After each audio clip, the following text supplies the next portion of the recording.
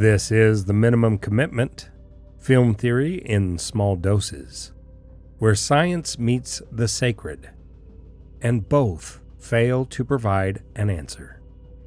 I'm Don Lawler, film scholar, sound obsessive, and someone who understands what can't be explained typically doesn't disappear. Let's get into it.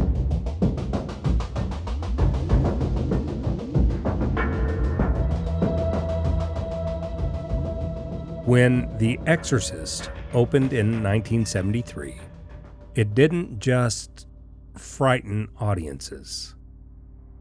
It unsettled them. Viewers collapsed in the aisles. Paramedics were called to theaters. Critics called it dangerous, blasphemous, even evil. But director William Friedkin wasn't chasing hysteria. He was chasing truth, or at least what happens when truth fractures.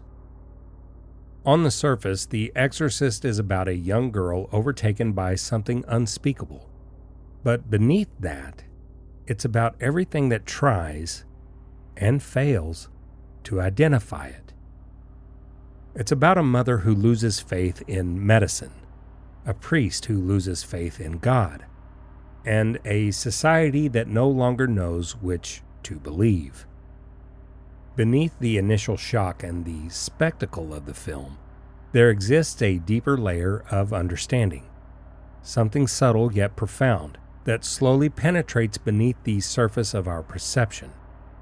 This introspective realization is that both faith and science, often considered the twin pillars supporting the edifice of modern civilization, might ultimately be powerless when confronted with the unexplainable phenomena that lie beyond human comprehension. Despite their rigorous methodologies and unwavering beliefs, neither can fully grasp what remains question marks at the edge of our understanding, revealing the fragile limits of human knowledge and the enduring mystery of existence. The brilliance of The Exorcist is that it never tells us what to believe. Instead, it stages a philosophical confrontation, a slow, methodical collapse of certainty. The medical test and the psychological evaluations are conducted with coldness and clinical precision, yet they consistently fail to uncover any explanations. Medicine, reason, and empirical logic, long regarded as the fundamental tools driving human progress, prove inadequate in this context. The Church, historically recognized as the spiritual authority over evil and the supernatural, has devolved into a bureaucratic and overly cautious institution, losing its once vibrant spiritual influence. Father Karras, portrayed by Jason Miller, delivers a performance that teeters anxiously between steadfast faith and growing futility. He treats belief itself as if it were an outdated, obsolete technology. Once essential, perhaps, but now incompatible with the complexities and secularism of the modern world. In that vacuum, possession transforms into a metaphor. It represents the search for meaning, our innate desire to understand suffering, and the fear that no system, whether religious or rational, can fully explain. Before faith and science falter under the weight of doubt, The Exorcist begins like a detailed, chilling case study. A young girl, Regan McNeil, played by 13-year-old Linda Blair, begins to change in ways no one can explain. Her mother, Chris, played with raw desperation by Ellen Burstyn, seeks help the only way a modern parent can. Through doctors, psychiatrists, and machines. The more they test, the less they understand. What starts as a medical mystery turns into something far darker, a haunting that refuses to fit inside the language of reason. Initially, the film appears to be straightforward and methodical. We observe scenes depicting various tests, diagnoses, and examinations, each showcasing the meticulous procedures involved in medical investigation. The narrative emphasizes the language of science, highlighting its persistent effort to impose structured order on the chaos of human health issues, contrasting it with the complexity and unpredictability of individual cases. The body becomes data. The girl becomes case study. Friedkin shoots these sequences like documentaries. Handheld cameras, fluorescent light, no score. They're sterile and loud, filled with the hum of machinery and the hiss of air tubes. And yet, they feel far more horrifying than any supernatural moment. Because the science, so confident in its rituals, gives us nothing. When science collapses, the next system steps forward. The church. However, this transition is not marked by a swift or confident shift. Rather, it occurs with hesitation and reluctance. The ritual of exorcism, once a common and powerful ceremony within religious practice that symbolized the battle against evil spirits, has become almost mythical, fading into legend as a practice, buried beneath the layers of modern bureaucratic processes and institutional regulations. Even acts of genuine belief, such as performing or participating in exorcisms, now often require formal authorization, official approval, or ecclesiastical permission, reflecting the cautious and bureaucratic nature of contemporary religious institutions. And into that void steps Father Damien Karras, a priest trained in psychology, a man of faith who no longer believes.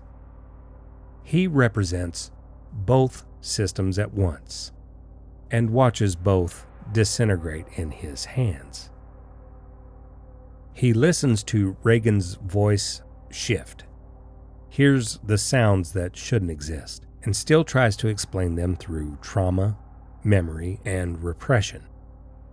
But what happens when reason no longer fits the evidence? Karras becomes the perfect mirror for a culture that has replaced faith with analysis and emotion with intellect. A world so consumed with understanding that it's forgotten how to accept mystery. When the unexplainable appears, it doesn't arrive as a revelation, but rather as an infection. Regan's possession isn't an invasion from the outside.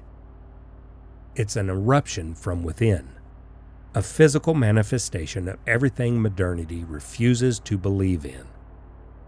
The rational mind calls it illness. The church calls it evil. But Friedkin lets it exist somewhere in between. A wound that neither system can close. In that particular space or context, The Exorcist exceeds its classification as a horror film. It evolves into something much greater, serving as a reflection of broader cultural values, fears, and societal issues of the time, revealing insights into the collective psyche and the moral landscape of the era during which it was released. Regan is innocence incarnate, childhood untouched, the promise of reason and progress. And what happens to her is not just personal, it's symbolic. It's the pervasive sickness of a culture that has lost its foundational cornerstone, a society that can no longer clearly distinguish between what is sacred and what is profane. Every scream, every convulsion, every impossible sound is the return of what's being suppressed, the mystery that rationality tried to bury. And in that way, the possession is not only terrifying, it's prophetic. The horror isn't that a demon exists. It's that the frameworks we rely on, science, psychology, theology, can no longer agree on what that means. Modern society has lost the language to understand evil. We can describe symptoms, run tests, quote scripture, but none of it restores meaning. Friedkin's mastery lies in his balance between precision and decay. Every technical decision, from the dissonant soundscape to the disorienting cuts, serves one purpose: to let control slip away without ever losing sight of the intention. The horror of The Exorcist emerges not only from spectacle, but from the film's gradual surrender to its own disorder. At first, the film is orderly, calm, procedural, long takes, clean lighting, objective framing. The camera observes. But as the possession deepens, the film begins to splinter. The lighting grows uneven, the cuts come faster and harsher, the frames tighten around faces until the world beyond them disappears. Cinematic grammar itself starts to collapse, mirroring the breakdown of logic. Sound becomes the final language of the unexplainable. Regan's voice layers into something inhuman, a fusion of multiple recordings pitched and warped into impossible frequencies. An auditory symbol of two incompatible realities forced into one body.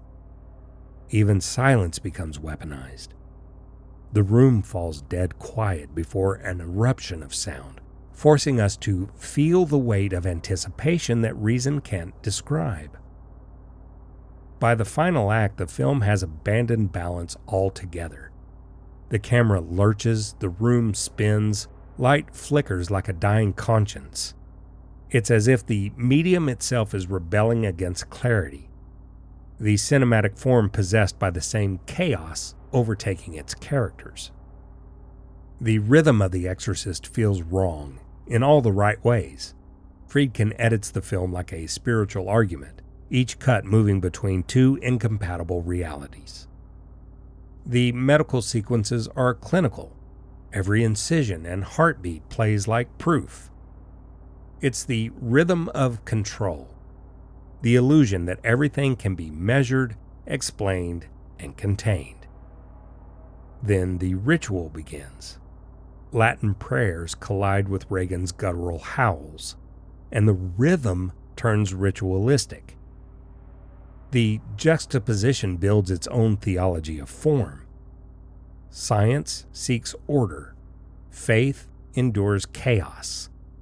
And Friedkin edits between the two like a pendulum, swinging until the boundaries blur and both systems collapse into something wordless. Pure cinematic possession. This is postmodern horror at its most disciplined. Everything has led to this room. The tests, the doubt, the endless search for logic, all collapsing into one final confrontation. Two priests, Father Marin and Father Karras, stand at the edge of the unthinkable, their faith already frayed. Regan lies bound to the bed, her breathing ragged and wrong, each inhale a tear in the air, each exhale a sound that doesn't belong to her anymore. And for a moment it feels like the film itself is holding its breath, waiting to see which faith, body or spirit, will give out first.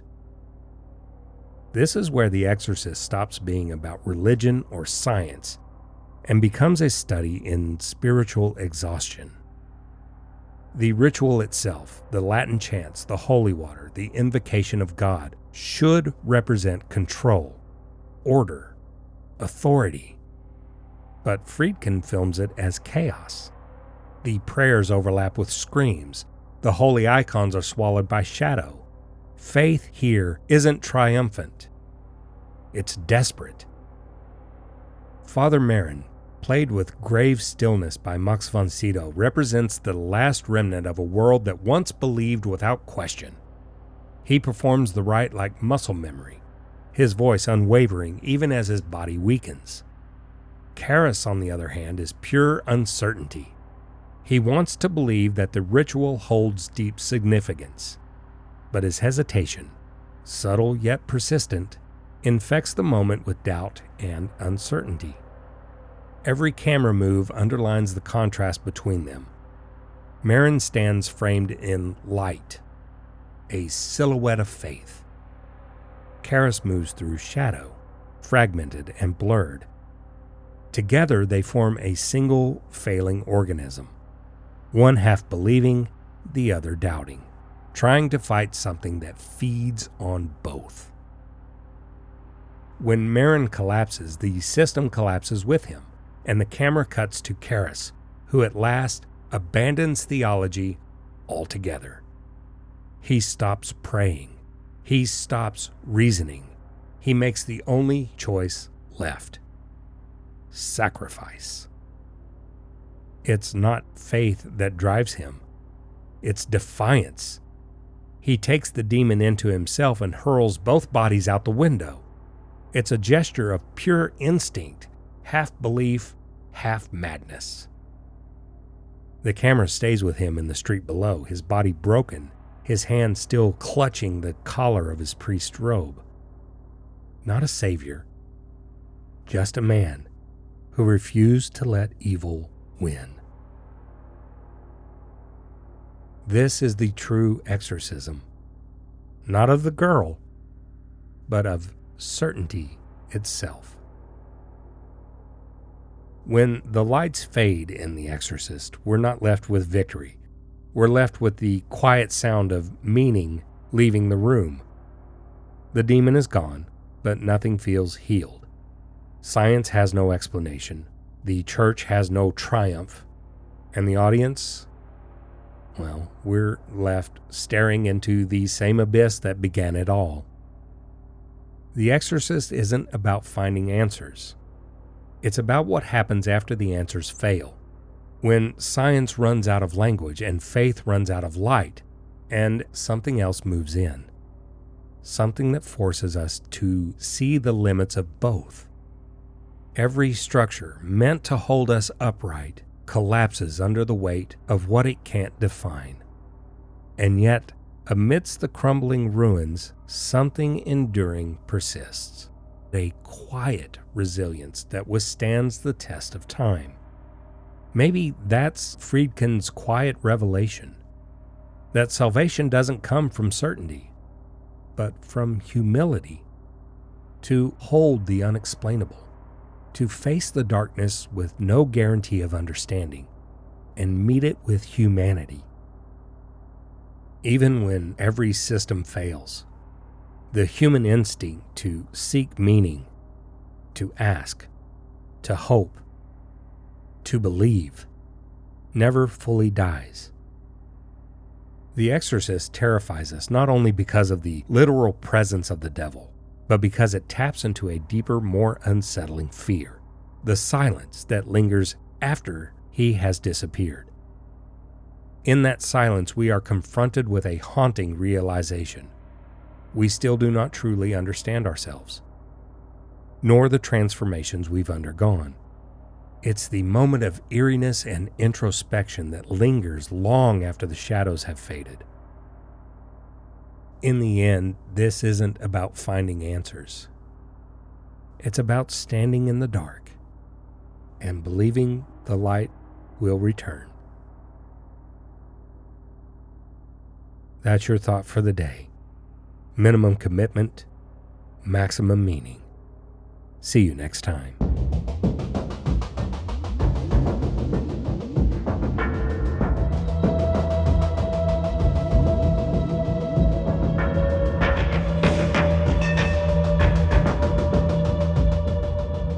The Minimum Commitment is produced, recorded, and edited by Don Lawler. Music by Don Lawler.